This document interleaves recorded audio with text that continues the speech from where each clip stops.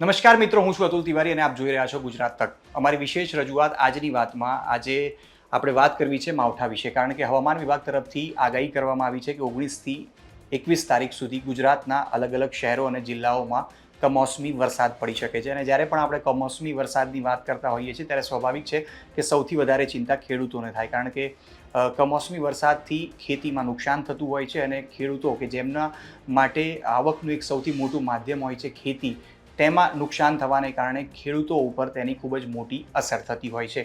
તો શું કહેવું છે હવામાન વિભાગનું 19થી 21 તારીખની વચ્ચે જે આગાહી આપવામાં આવી છે તેના વિશે જાણીશું.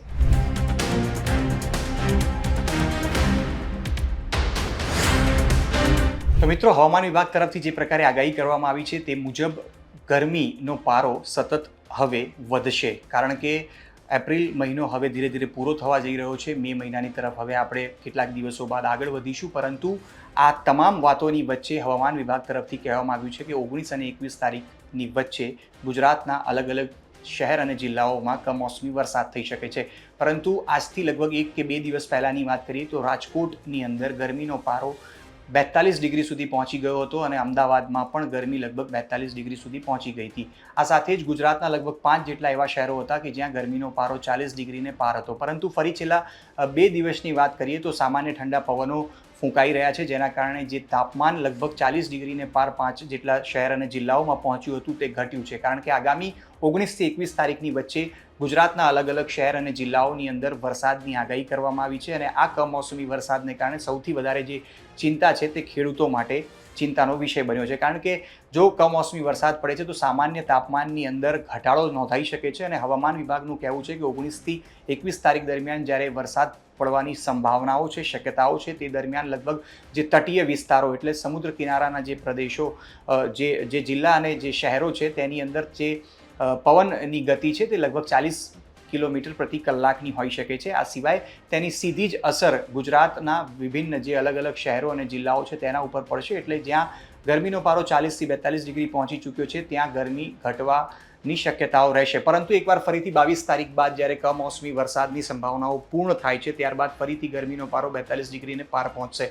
આપણે જાણીએ છીએ કે ગુજરાતની અંદર સામાન્ય રીતે મે મહિનાની અંદર 45 ડિગ્રી સુધી અલગ અલગ શહેર અને જિલ્લાઓમાં તાપમાન પહોંચતું હોય છે. પરંતુ આ તમામ વાતોની વચ્ચે 19થી 21 તારીખ ખેડૂતો માટે હવે સૌથી ચિંતાનો વિષય બની છે, કારણ કે જે પણ ખેડૂતોના પાક ખુલ્લા મેદાનોમાં યા ખુલ્લા ખેતરોમાં પડ્યા છે તેમના માટે ચિંતાનો આ સમય હોઈ શકે છે. અને હવામાન વિભાગ તરફથી જે આગાહી 19થી 21 તારીખની વચ્ચે આપવામાં આવી છે, જો હું તેમાં કયા શહેર અને જિલ્લાઓ છે જો તેની પણ વાત કરું તો 19 તારીખે દક્ષિણ ગુજરાતમાં અમરેલી અને ભાવનગરની અંદર સામાન્ય વરસાદની આગાહી કરવામાં આવી છે. આ સાથે જ મહીસાગર, દાહોદ અને છોટા ઉદેપુરમાં 19મી તારીખે કમોસમી વરસાદ વરસી શકે છે. આ સાથે જ ફરી એકવાર 20મી તારીખની જે આગાહી કરવામાં આવી છે તે ફરી દક્ષિણ ગુજરાતની જો વાત કરીએ તો તેમાં પણ અમરેલી અને ભાવનગરનો સમાવેશ થાય છે. તો સાથે જ દક્ષિણ ગુજરાતની અંદર કમોસમી વરસાદની આગાહી કરવામાં આવી છે, તેમાં તાપી અને ડાંગનો સમાવેશ કરવામાં આવી રહ્યો છે.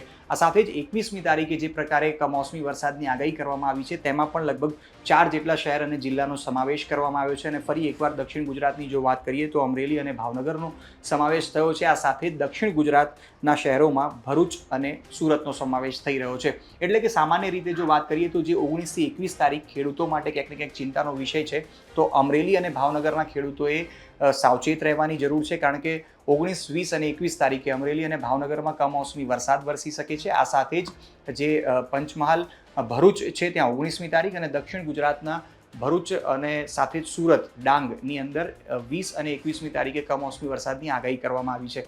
તો ખાસ કરીને જો વરસાદ અને વરસાદની સાથે જો ગરમીની પણ વાત કરી લઈએ તો 22મી તારીખથી ફરી એકવાર ગરમીનો પારો જે 40 ડિગ્રીથી હવે લગભગ 1-2 ડિગ્રી ઘટ્યો છે તે ફરી 22 તારીખ બાદ ગરમીનો પારો વધી શકે છે, એટલે 40 ડિગ્રીને પાર જઈ શકે છે. આ સાથે જો અમદાવાદની પણ વાત કરીએ તો અમદાવાદ સિવાય અન્ય શહેરોની પણ વાત કરીએ તો સ્થાનિય પ્રશાસનની તરફથી તૈયારીઓ પણ કેટલીક કરવામાં આવી છે. અમદાવાદની વાત કરીએ તો અલગ અલગ જગ્યાએ પીવાના પાણીની વ્યવસ્થા, ORSની વ્યવસ્થા અને સાથે જ કેટલાક 4 રસ્તાઓ ઉપર ગ્રીન નેટ બાંધવામાં આવી છે, કારણ કે ગરમીના કારણે જે લોકોએ પણ 4 રસ્તા ઉપરથી પસાર થવું પડે અને ગ્રીન સિગ્નલ ઉપર ઊભું રહેવાની જરૂરિયાત પડતી હોય છે તેમને સામાન્ય રાહત મળી શકે.